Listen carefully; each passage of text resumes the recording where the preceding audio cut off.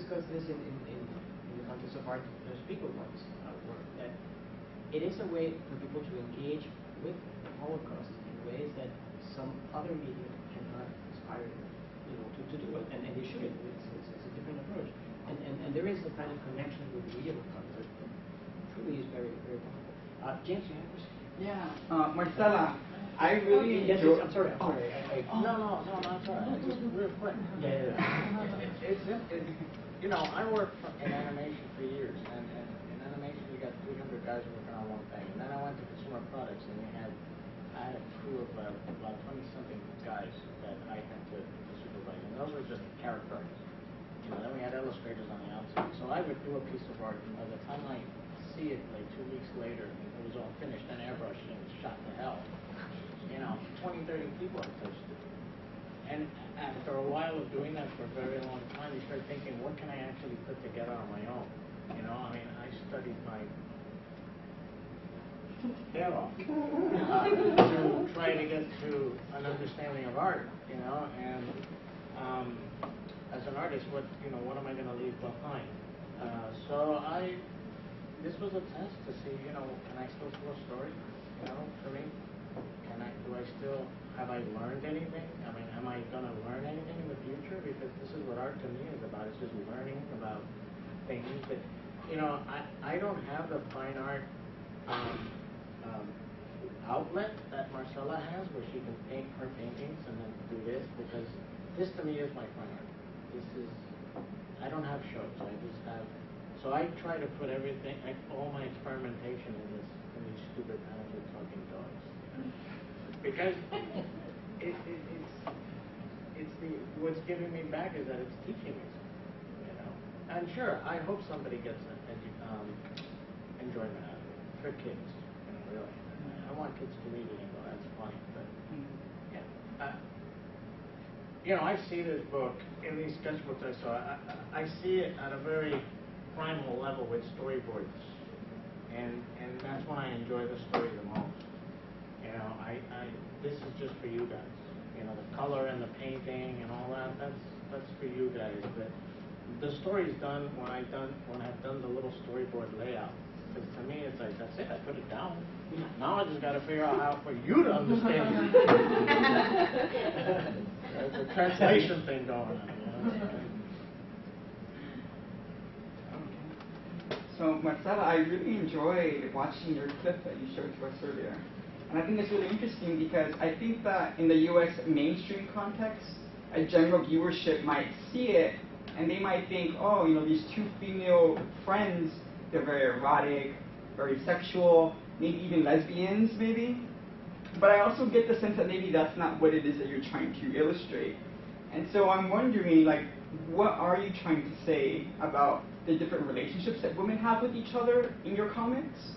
So that's the first part of my question. And the second part of my question is, do you think that your readers in Chile or South America are also maybe looking at your comics and thinking they have sort of gay or lesbian or queer bent or topic to them?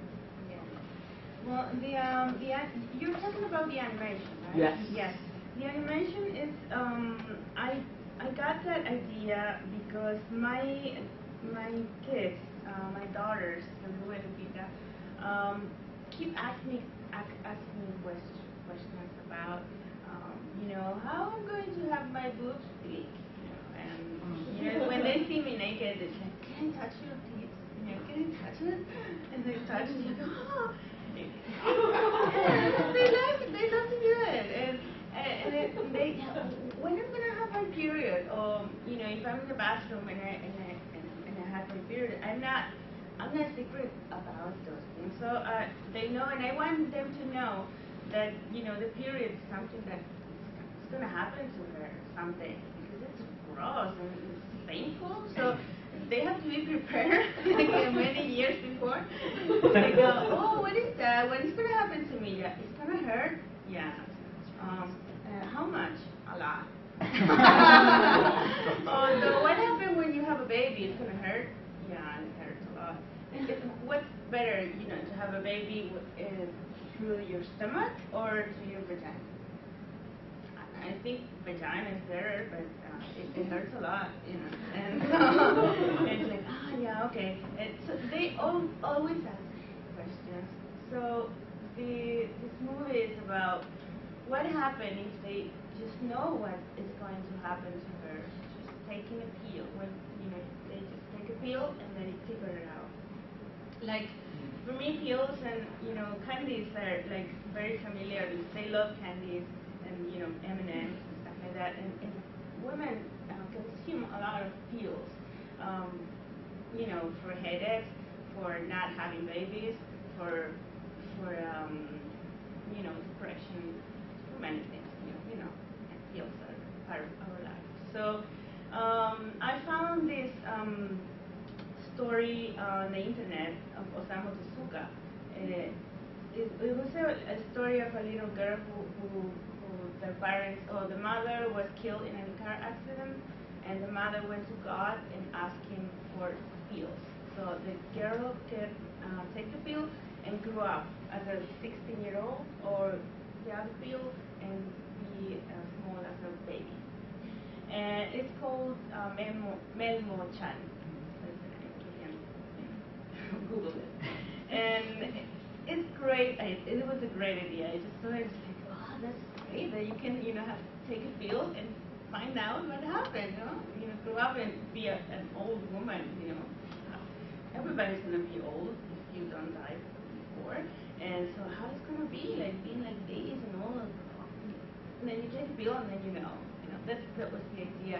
It doesn't have anything to do with lesbianism, but maybe I don't know. It never had anything to do with that. It had to do with the relationship with my kids and as women. And I have to be very careful because, the psychiatrist told me that, or psychologist told me that everything that is emotional related as a couple, like anything that happens to you with a couple, either it's a woman or a man, it has to be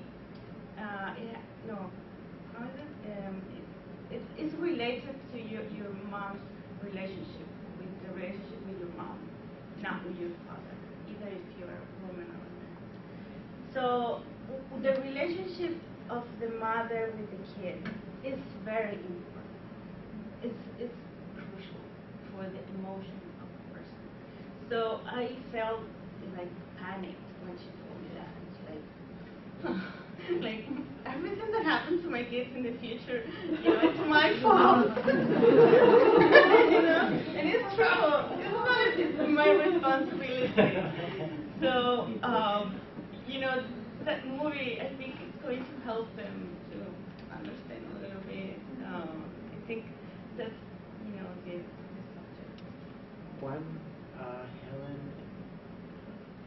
So this is a question for the two of you, and it's a question about tensions, friction, and audience. So in your case, Frank, as I see it at least in Roqueto, there is a tension between some generic convention that in my view are manifesting in the narrative, the quest, the search, in a fairly romantic language, sometimes very poetic, but full of words, sometimes even overstating, in tension with a graphic design and a color and a lack of form and shape that produces a friction there between the conventionality, in the good sense, the genre belonging of the narrative, and the creativity and the demands on the reader that the form presents. So there is a very active friction there that I think powers Roqueto. So the question is about what is the intended audience, because those two aspects that I just described would seem to be in significant tension when it comes to real audiences. It's not the teenage stuff, it's definitely not childish. The adult may be turned off by the conventionality of the narrative, perhaps, So that's the question for you. And